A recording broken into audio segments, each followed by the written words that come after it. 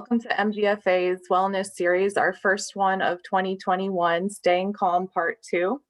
My name is Jenna Mvalo. I'm the Director of Patient Advocacy and Community Engagement at the MGFA, and I'll be moderating today's session. Before we get started, I'd like to go over a few housekeeping items. Participants will remain on mute throughout the presentation. Please submit your questions via the Zoom Q&A icon located on the Zoom menu bar, and we'll answer the questions during the Q&A segment. You can submit comments using the comment icon located at the bottom of the Zoom menu bar as well. Today's session will be recorded and available online. I'd like to give special thanks for the support of our Wellness Series sponsors, Alexion, Argenix, Momenta, and UCB. We've got a great presentation ahead, and now it's my pleasure to introduce today's presenter, Nancy Law. Nancy is MGFA's current Board of Directors Chair and former CEO. Diagnosed with MG in 1996, Nancy is excited to be working on behalf of her own disease. She has a degree in speech and communication and received her social worker license as well. She has been a featured speaker at numerous national and international conferences. Nancy, welcome back, and I'll hand it over to you. Well, thank you very much, Jenna. And I think I need to open my slide deck and share. Is that correct? Yep. Can you see it now? Or not? I'm not seeing that. Here's my share screen option here. Hang on. Try it now.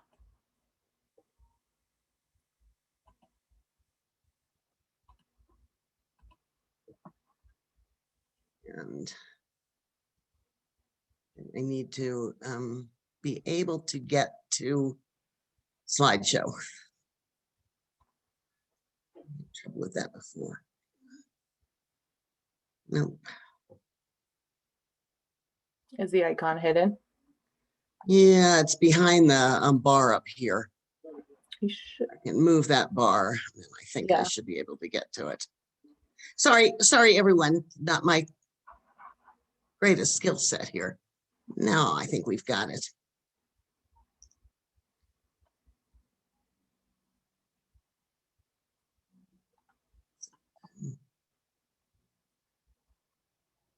Okay, I think we're good.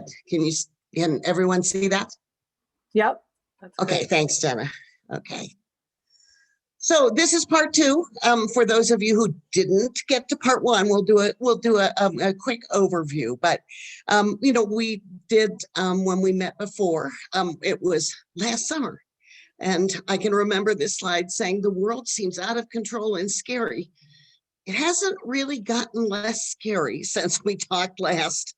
So I think what we're going to talk about today is still really relevant. So we introduced and did an overview of the CALM model, and we're still going to be working from this. There are other parts of this we could explore perhaps later in other presentations. But this is really focused on the stress of living in a pandemic. And this program in particular is focusing on how to manage stress from interpersonal conflict. So, which seems like it may have escalated in a lot of people's lives, and it seemed pretty appropriate to us as we thought about some of the things that are causing stress. We're also going to take a look at understanding and recognizing the symptoms of stress, learn a little bit about how we often escalate our own stress, understanding again how conflict contributes to stress, and learning the different approaches to managing conflict that you can use to really reduce stress around conflict that may occur in your life. So we're going to help you to identify your own default style and learn about how you can really choose from one style to another. I remind you that this is the CALM model that we're basing this on, and that there are really 4 parts to this about how you approach stress management. Changing, what can you change is always the first approach when you're really seeing your stress escalate. Accepting those things that you can't change. letting go of habits that are stress causing, and then managing your lifestyle. And certainly we had a number of presentations in our last series that addressed all four of these elements of stress management. But I want now to talk a little bit about some of the symptoms you may see. May not quite look like the zebra, but this little guy is definitely noticing something's not working right for him and he's having stress. So let's talk a little bit about what we have. We're not zebras, in what happens in our lives when we're really experiencing stress. So the first and maybe most obvious symptoms are physical. Headaches, backaches, muscle aches and muscle tension, sleep disorders, either just not feeling like you want to even get out of bed, or going to bed and not being able to sleep. Waking up in the morning with, your jaw hurting, which may mean that you've been clenching your jaws or grinding your teeth in your sleep. Gastric troubles. It seems like we fall into two categories. Those of us who, when we're stressed, get headaches, and those of us who get tummy aches. And those are both different symptoms we can see. Hypertension or even heart attack can be caused from stress. Fatigue, appetite changes, either wanting to eat more or not having any interest in eating. And believe it or not, stress actually contributes to increase in accidents. And, think about that. If you're really stressed and you're worrying about something as you're driving home, is your attention really on what you're supposed to be doing? Or if you're not thinking about what you're doing as you're walking down the sidewalk and thinking about something that's caused you stress. So stress symptoms can be emotional as well, with anxiety or worry.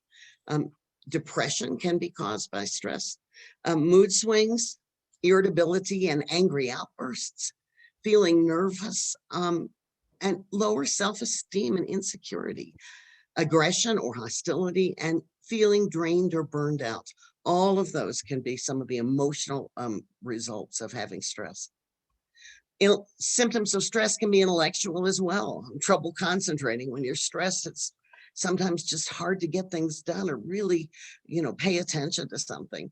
I like to listen to audiobooks, and I know if I'm stressed and I'm worried about something, I can realize I've had that book on and I haven't heard a word, and it's just been playing for 2 chapters. And this can happen in meetings too. You're thinking about something else that's worrying you, and you then realize you've kind of missed part of the meeting and haven't been really able to pay attention.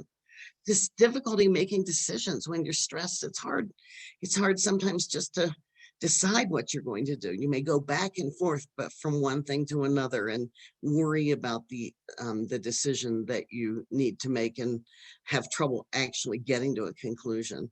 It can make you forgetful. It can make you feel confused. You can lose your sense of humor when you're stressed. Something that ordinarily you might think was funny that your toddler did is not as funny if you're just really feeling stressed. Daydreaming, and just back to not being able to concentrate. Decrease in productivity and inability to get things done, and increase in errors. So all of those things can really contribute to a lot of those things that are happening in your life. And finally, interpersonal symptoms. An inappropriate distrust of others. Now, I say inappropriate because there are sometimes people you just shouldn't trust, and it is appropriate, not to trust that robo-caller who's trying to tell you they're from IRS. Blaming others, fault finding and verbal attacking, feeling overly defensive about things that usually you would just let go, and giving others the silent treatment. Again, all of the things that you can really see. So, if you recognized any of these may be symptoms that your stress level is really higher than you might have even realized. So let's talk a little bit about conflict and stress. Stress can cause conflict, and conflict can cause stress. So I kind of laughed as I wrote that. It's like, well, anything stressful been going on in your life lately? So I think all of us are at probably, pretty high level of stress, and certainly potential for conflicts that are happening right now in our lives. It's living with COVID-19 as a start. the world as we know it is turned upside down. And, I think we may have last summer when we were first talking about this, may have hoped by now, we would be past this, but it feels as time as it wears on that it'll never go away. Family routines are disrupted, kids are underfoot, and that can make parents who are also then trying to work from home, feel, pretty stressed, and everybody can get a little bit snappish with each other. The other thing that happens to us is that there's interference with the pleasurable and stress relieving activities that have been such a part of our lives. The fun thing of going to your kids or grandkids activities, whether it be sports or theater or singing or any of those things that are just fun for families to get together and do. Getting together, in fact, with other families. And exercise, the gyms were closed. I mean, it's interfered in so many ways with things that we enjoy, and we've had to really try to find different ways. And all of those things that are fun really contribute to stress management without us even realizing it. And then there's the difference in beliefs and management strategies around COVID. I mean, who knew masks would be such an issue? And certainly it has become something that has really, been divisive in relationships. I've read just actually in the USA article today that women are 40% more likely to believe in and wear masks than men. And our risk-taking behaviors. So, the guy who likes to ride the motorcycle may also be less inclined to think that a mask is really all that important. So, we come into these with different attitudes and different beliefs. And, certainly the political time truly could not be more divisive. I think I saw a quote somewhere that said that it's the most divisive time since pre-Civil War. And so when you think about it that way, it's tough and it's hard. And then you compound all that with the way that we're communicating is, not sitting down and talking about these things with the person where you can give them a hug, but on social media, via email, and via Zoom. So, all of that really exacerbates this. So, I think people really think about conflict a lot. And I looked for some quotes and found a few that I like. Ridley Scott, I don't know if that name's familiar, but he's a famous producer, Thelma and Louise, and several other movies, said, politics is very interesting and always leads to conflict. And here's one from Oprah Winfrey that says, I'm a woman in progress and process. I just trying like everybody else. I try to take every conflict, every experience and learn from it. Life is never dull. And finally, Ronald Reagan, peace is not the absence of conflict. It's the ability to handle conflict by peaceful means. And I really like that one. I think it's something that we're working towards. So how do you respond to conflict? So as some of you may have seen in the return email you got, there was a link to click on to go and take a 15-question survey that helps you to identify your default, your preferred conflict management style. What do you resort to most often? So if you didn't see this, don't worry about it, but take it afterwards. It won't take you more than 15 minutes. And I think you may learn a little bit about yourself and how you react. But we're going to go ahead and talk about these 5 styles. And learn a little bit about them. Even if you don't quite know which one is yours yet, you may be able to identify just as we talk about the descriptors and the behaviors. But I hope you'll get a chance to go take. This link doesn't work, so don't click on it now. And I don't want you to go try to take it now because you would miss all the fun of learning about how the styles work. So, but after we're done, Jenna will put a live link in the chat or in the Q&A, so you'll be able to copy from there. So let's talk about these 5: competing, avoiding, accommodating, compromising, and collaborating. And let's start with the competing style. So You can spot the people whose style this is pretty easily. They are articulate. They are generally very quick thinkers. They are assertive, and winning is very important to them. In fact, sometimes winning is more important to them than the actual substance of the argument. And this style works best when the outcome is more important than the relationship. People who are competitive in their approach to handling conflict can be seen as uncooperative, more interested in their own interests, and even at the expense of others. You know, the funny thing too is that if you're naturally competitive, you actually may enjoy a spirited argument. You know, I mean, maybe you were part of your high school debate team. But what people who are competitive don't always realize is the other person may really not enjoy that. So, you know, take a moment to be sure that you're not just focused on the win or the argument, but that, you know, what's really important here is the substance. The other thing that sometimes that we see with people who really have this competitive style is that while you are responding, the person with the competitive style, I'm formulating my next argument. You know, I might not even really be listening to how you're countering what I had to say, because I'm focusing on, again, you know, getting that next good statement back there. So it's interesting to work with that at times if your style is different. So let's take a look at avoiding. So those who tend to avoid conflict are usually maybe not as assertive as that competitive person, and they're diplomatically will sidestep an issue or simply withdraw. If they actually grow angry, particularly if they're in a discussion with somebody who's a little more competitive, you know, they may react by shutting down the communication and simply saying, "I'm done talking about this."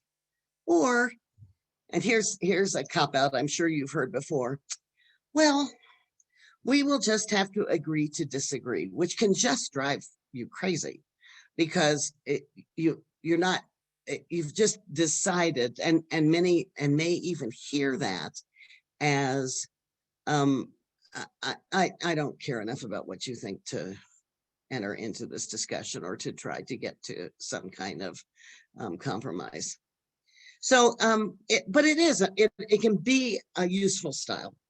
It is particularly useful when it's safer to postpone dealing with a situation than getting into it right then, especially if emotions are escalating and people have reached a stage where they're really not able to listen to each other. You know, it's okay to just say, you know, we need to take a time out.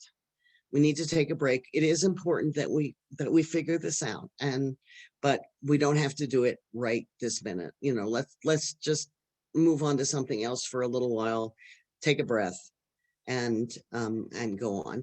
It's also it's okay to use avoidance too if you aren't really that concerned about the outcome. You know, if it's not that important and it seems like it's leading to an argument, it may be all right to just say, you know, it's okay, you know, that whatever, and move on from there. Accommodating is actually the opposite of competing. And there's an element of self-sacrifice, which is, you know, involved in accommodating to satisfy the other person. And this is, I'll confess to you, if you're wondering, this is my default style.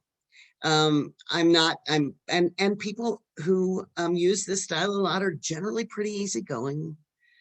You know, if it doesn't matter to me that much and it makes the other person happy, I really like everybody to be happy, and I'm kind of generally happy. And most accommodators are. They're sort of generally happy. It's like, well, this isn't that important to me, and it seems more important to you. But while it can seem generous, if you're always accommodating another person, over time, resentment can really build up and it can affect the balance of the relationship. And, when you think about couples, if one member of the couple is always giving in and the perhaps more competitive, or more, strong personality of the pair is sort of wins every conflict, eventually that gets old.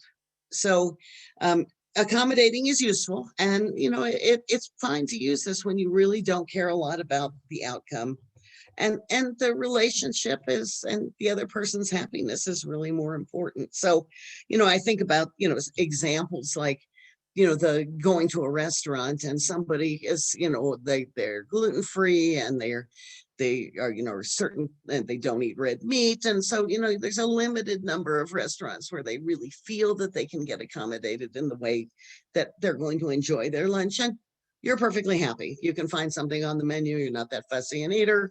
It just, you don't have any allergies or anything like that. And so it's just like, fine, let them pick. It's okay. It's just lunch. Doesn't matter. So going on is the compromising style. So this style aims to find an expedient, mutually acceptable solution that partially satisfies both parties in the conflict, but while maintaining, general opportunity for both assertiveness and cooperativeness. So it's really useful when something needs to move forward and certain details may not be important, that it's good to just go ahead, compromise on the things you can compromise on, and just keep going. But compromise often involves giving up something to get something. And the risk of this is that you get down to the end and nobody's really satisfied because, it's like, yeah, I gave this up, but I'm really, I did get what I wanted around this, but I'm not really all that happy about where we ended up. So I think understand that there's some good things, but not all good things there. So some of you may have been through a lot of compromising around this last set of holidays. Everybody has had COVID looming over their heads. For people who are immune compromised or older, you may have been, less willing to be able to go along with everything everybody else wanted to do, but maybe they made some compromises to accommodate you, and maybe the other way around as well. So, but again, if you walk away still not feeling good about it, it's time to go back to the table. And finally, the collaborating style. And this is a combination of being assertive and cooperative.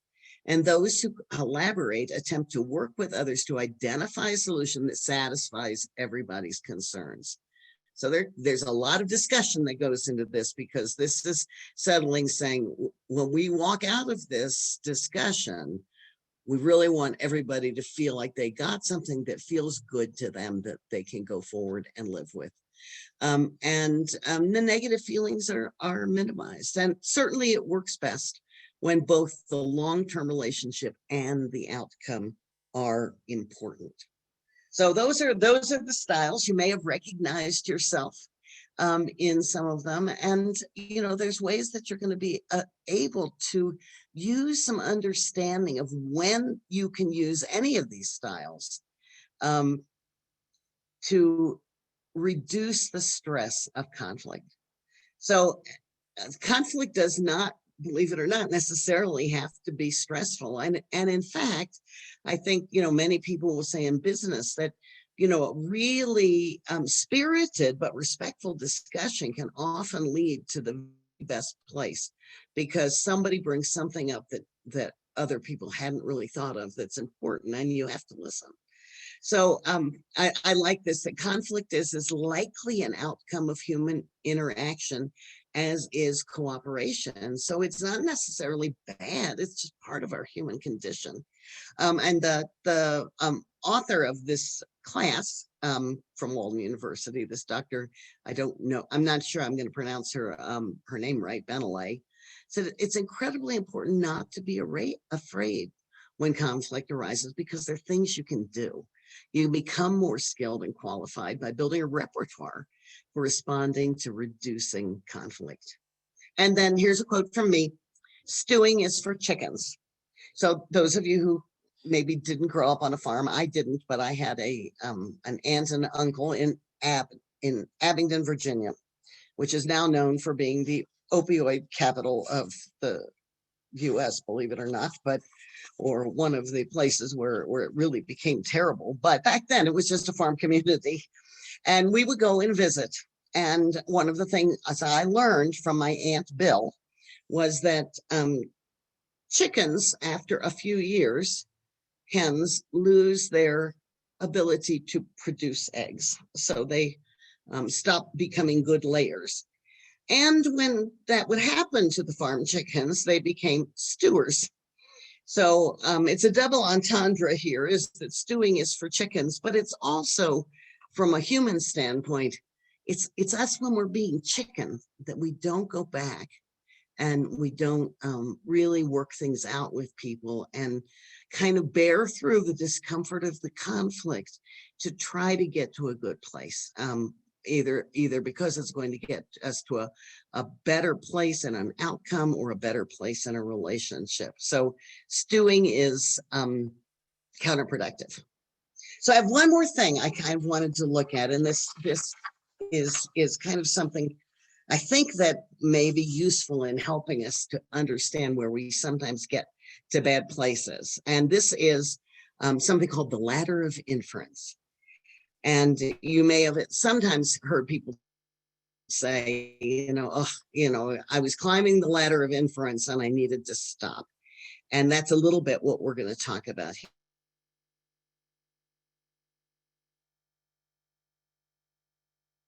here. So I'm going to sort of walk you through an example. And when we approach something where our observations are really a pool of data, we see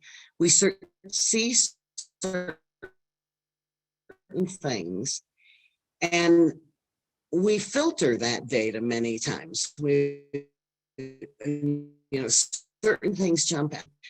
We the meanings of, and from what we filter, we make assumptions based on those meanings, draw conclusions, and then develop beliefs. And once we develop those beliefs, we actually then begin to take action based on, but I'm just a personal example, and about a woman named Julie, who I'm making up, who posted a link to a political article just a few weeks ago that really resonated with her. And her brother, Charlie, who lives in another state, responded and challenged the thing of the article. He didn't agree with certain things, and there was some back and forth, and a few other family members jumped in on this Facebook discussion. And, after a while, it all seemed to die down. But for a couple of weeks,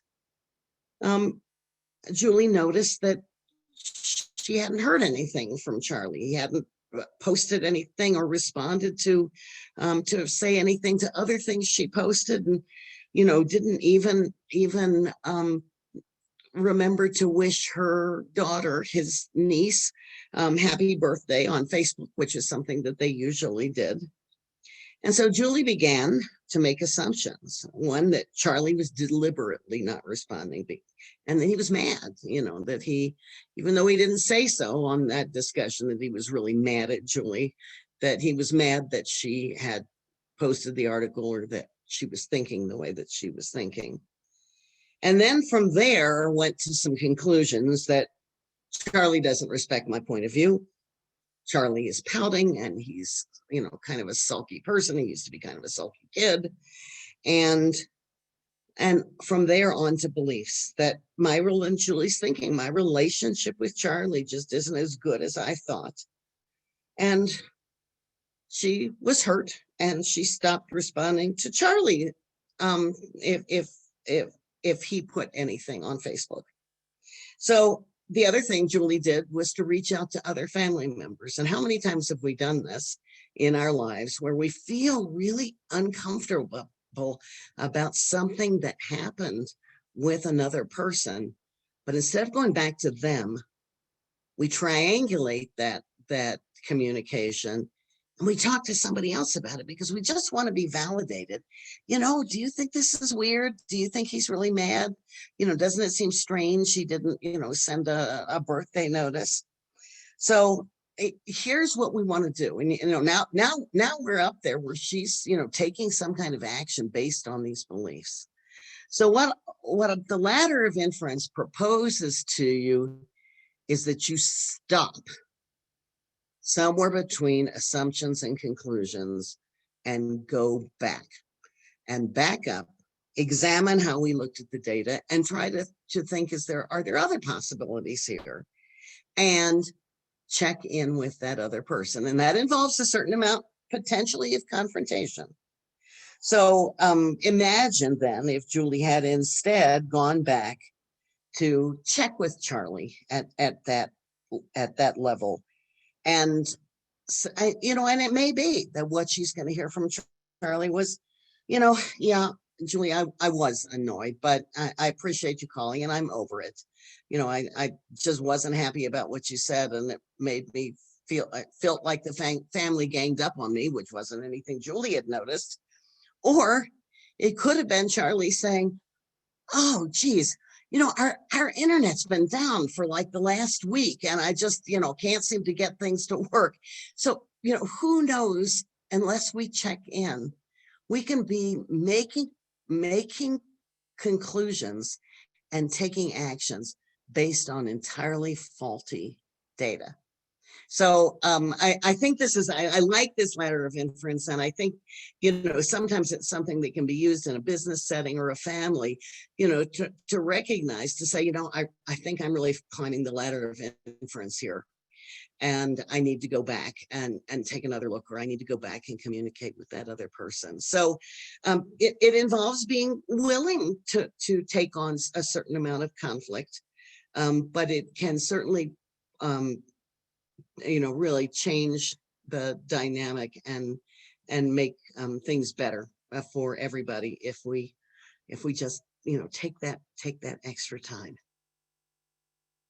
So applying these techniques in your own life, you get to decide what style you'll use when conflict arises. And here's something to remember: nobody can make you feel bad unless you let them. And finally, don't climb that ladder of inference, communicate instead. And you might remember this little formula, this little acronym from the last session we had, and it's DEAR. And so when you're feeling uncomfortable and you don't know exactly how to approach somebody about something, you just use this model, describe the situation, express how you've been feeling, ask for what you need, and then reinforce the other person. So I think that's it for our slides. And I think we've got plenty of time for questions. Can I pass things on to you, Jenna? Yeah, sure. Thanks, Nancy. Can you see my video now? No, I need to get out, right, of this, probably.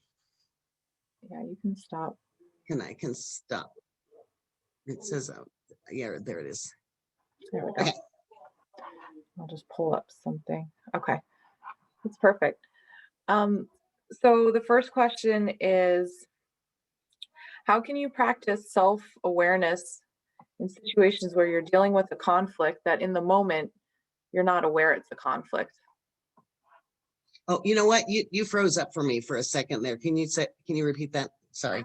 How can you practice self-awareness when dealing with a situation that is a conflict, but you're not aware that it's a conflict while it's happening?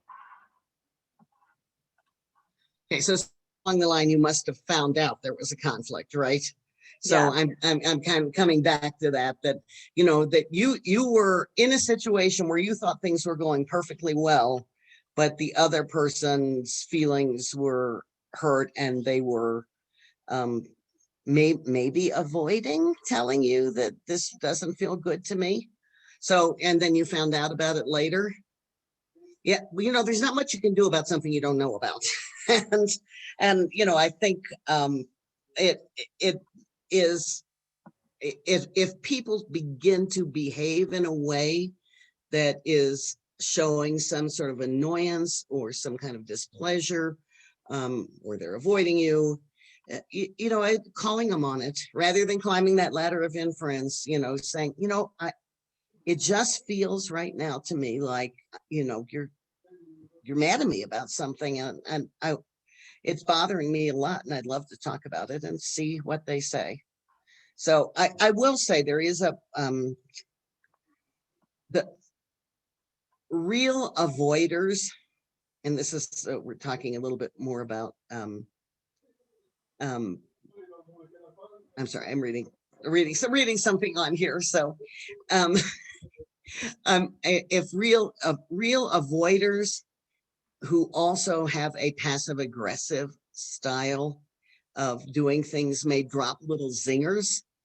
And then when you're like, hey, what did you mean by that? They go, well, I don't know what you'd be talking about. I'm not the tiniest bit annoyed. And you know that they are. And that's really annoying. That's an annoying communication style. And I think you can, you know, call them on it, say this feels passive aggressive. It feels like you're sniping at me, but then when I ask you what's bothering me, you're not telling me. And how are we going to get to the bottom of it if we don't have an open communication? And sometimes people will then say, well, you know, it's just that. And you can begin to get a conversation going. Great. Thanks. This next question is, would you be willing to would you be willing to discuss the stress you went through when you had COVID? Sure. So, you know, so the first thing, of course, is when you realize that you've been exposed. And so COVID it was my entire household had COVID. And the first people to be diagnosed were my son-in-law and my oldest granddaughter, the teenager. So, you know, the natural thing that for everybody to do is like, shoot, where did this come from?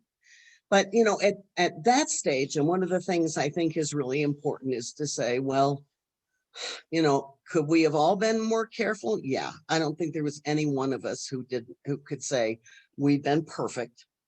And even if you had been perfect, you know, you know, life has to go on to a certain way. So I think the first thing that one does is say, you know what, we're not going to play the blame game here. And then the next thing, of course, is just, you know, managing things as well as you can. It was, you know, you guys will laugh, but when you know that you've got this and you're like, you know, I don't really know what the outcome of this may be. And I suppose death is a possibility. It's not the one I'm choosing, but I actually sat down and sat at my computer and made sure that I had all of my financial, you know, my brokers, all of the links to my accounts, including my frequent flyer miles so that they could cash in all, because I have had about 700,000 frequent flyer miles. So I know who's been able to travel. So it was like, so cash those in. And I put everything in. It's like I'm not really planning to die, but I'm going to feel a lot better if I have all this done and I'm not stewing about it. So it made more sense for me to just do something really practical and manage it that way. So, you know, I did connect with my physician. I actually never saw the doctor. I talked to the neurologist. We had a plan. So I knew what I was going to have to do if I got sicker. And I didn't, which was great. But, you know, I think really a lot of these stress management techniques can help you not to just escalate and worry, because I put all the things in place that I thought I could do something about, and I didn't worry about the other stuff. So And I try to remit 90, that 90%, 80, I'm sorry, 80% of what we worry about is never going to happen. Only another 10% are actually things you can do something about. And the other 10%, no matter what you do, it's still going to happen. You can't prevent whatever it is. So we really should only focus and worry about 10% of the things that we worry about. And that helped me to say, well, these things are going to happen. They're going to happen, but I'm not going to spend, a lot of time worrying about it. So that's worry stopping from the last session. Thanks, Nancy. That's a really great way to look at it. And we're so happy you're feeling better now too. Me too. Me too. So, and I had lots of support. I had lots of support from the MG community friends too. So it was very nice. Okay, this next question is, I understand your context about not taking on stress, but how can I change my emotional response to stress? So I think that is a really good question. And it's really using our intellect that helps us to do the best we can to manage our emotions. We actually, it's hard to think, but you have the choice. You have the choice to, for in most cases, how you're to react emotionally. And a lot of it is about your perception of what that situation is. So, there's some techniques that people use in sort of the management. There's meditation, there's breathing, there's other things you can do. You can walk away, you can take a break, you can provide yourself something pleasurable, you can distract yourself from whatever it is that again is trying to keep you away. Some of managing emotions is a technique, just like anything else. And there are some things, if you might want to go back and watch our first that first calm lecture where we went over some of those things that we can do when we feel like we're escalating. That's great. Thanks, Nancy. Somebody has a question. How does one learn about meditation? Well, you can look on the internet for a start. And I'm going to go ahead and confess, meditation is not one of my great skills. And I think it takes work, and people who learn to use have done, really do find it's life-changing for them, and it works very well to help clear your mind. And I clear my mind for a few minutes and then something else comes racing in. So I'm not the best person to be talking about meditation, but I bet we could find somebody who would, Jenna, for another session. And the other thing too that has really come into play along with meditation is mindfulness, which is a little bit of a different technique, but it's really about being in the present. And again, not projecting or worry too much about the future, and not going back to fuss about something that was in the past. So trying to clear your mind, relax, breathing techniques help. I'm not going to try to teach you all this here, but I think it would be a great session for a great thing for another session. That's great. Yeah. And the thing, there's a lot of different resources and avenues out there. I will say there's a newer Netflix series out on, it's kind of the combination of meditation and mindfulness, and it's called Headspace. And really what it does is it goes through a very simple explanation of the practice and some techniques that you can use. Something I liked about the series. I've used the app before. There's also an app tied into it for mindfulness and meditation. What I like about the series is they provide like cartoon visuals to help explain your mind being racing, watching a bunch of cars going back and forth on the highway, and how what you want to do is quiet your mind, that you're not you're not saying all of those cars aren't still there driving, but you're not letting it occupy your mind. And that's how I found that like a really nice way to understand the concept of meditation and slowing down the mind. It's not saying that those things don't all still exist, but it's just having a different awareness of them being there. So that's one link if somebody wants That was to look great. at That was that. great, Jenna. So yeah. And yoga instructors many times really are skilled in meditation as well. So, I think there's yoga classes that maybe are starting to happen again. So that, there's lots out there that can be useful. The one of the most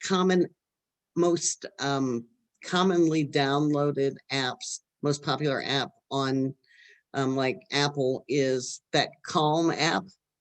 And it's got a variety of different things to just help you empty your mind and get rid of some of the negative thought patterns. Yeah. And the one thing that we just recommend, if if you're getting into any practice, is to make sure that you're just consulting with your provider as well, especially with MG, to make sure that if you're doing something with specific breathing techniques or practices, that you're taking into consideration any adjustments that might need to be made. Very good. So let's go on to another one. How do you get yourself to stop perseverating when worried? This can lead to insomnia. It sure can.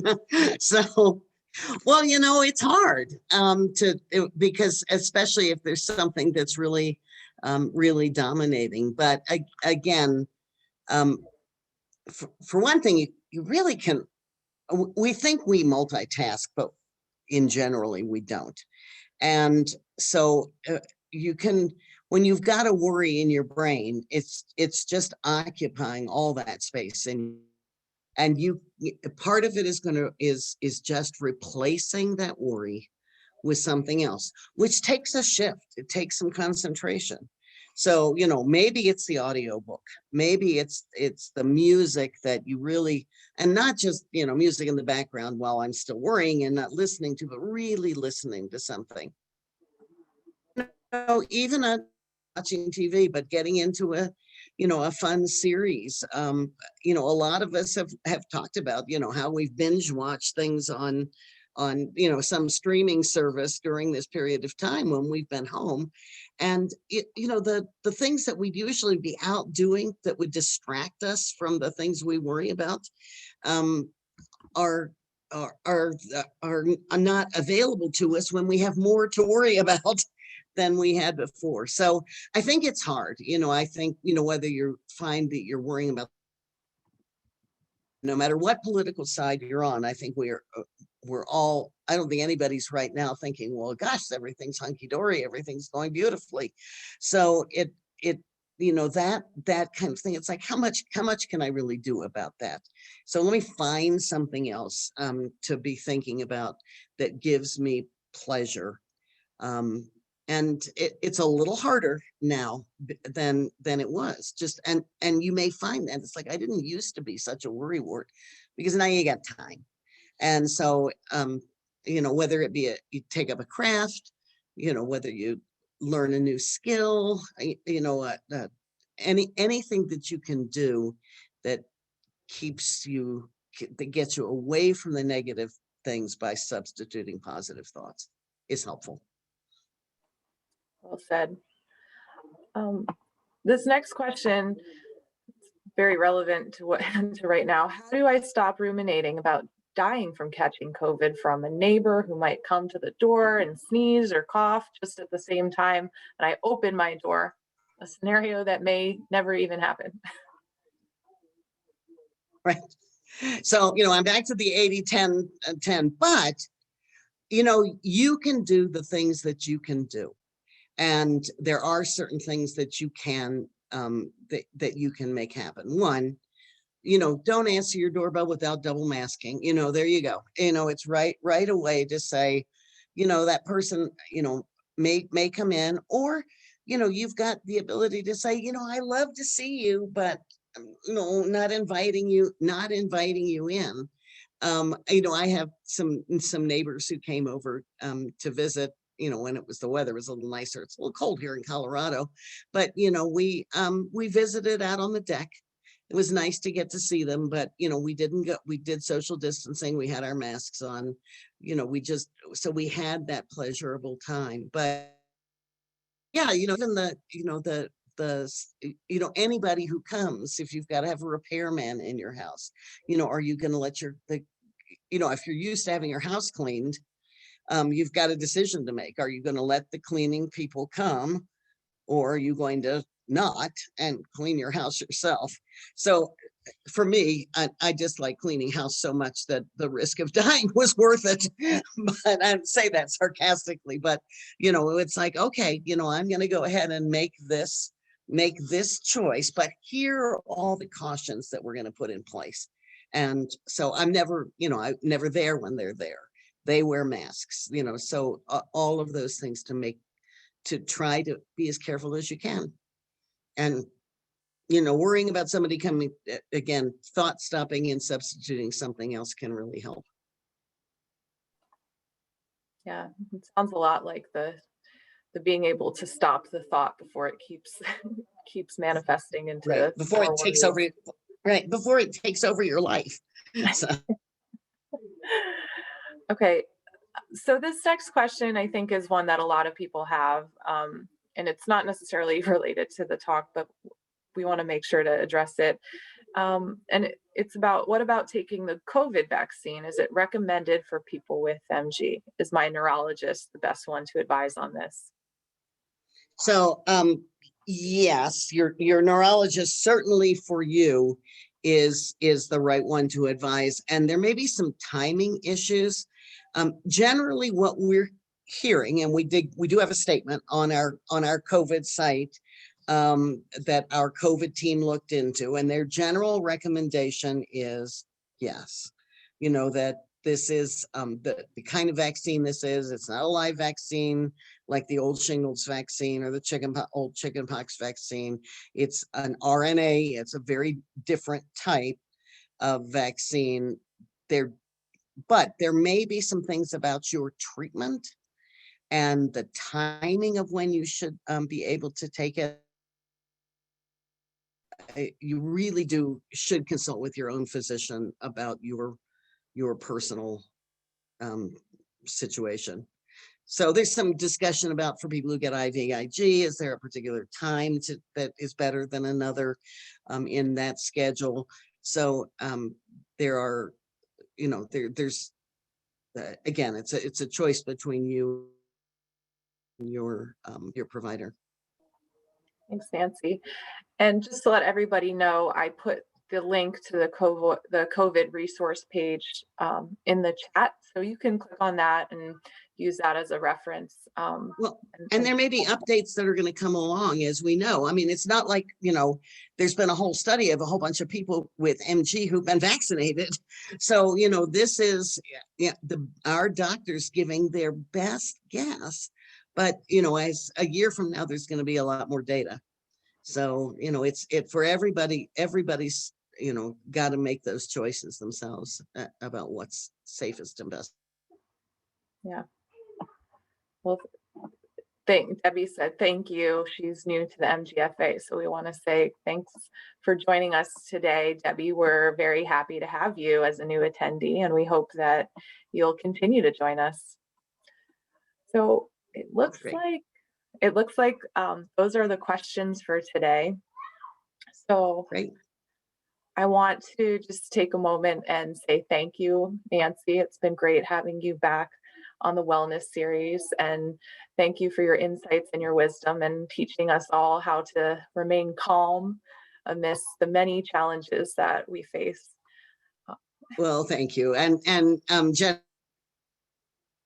with people with MG. We have a wonderful community, and just a reminder to everyone: nobody's perfect all the time.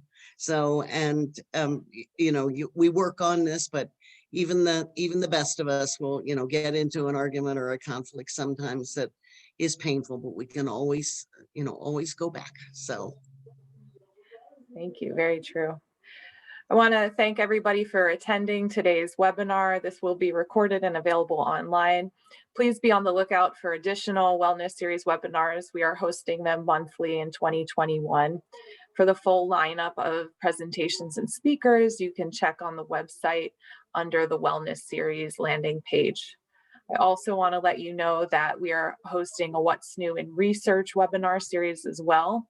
And the first presentation of 2021 will be on February 12th, and that will be discussing the patient registry, what you need to know if you're interested in joining, and what things we have learned from the many participants who already have joined. Thanks so much, everybody. Enjoy your weekend, and we'll talk to you soon. bye-bye, everyone. Thank you.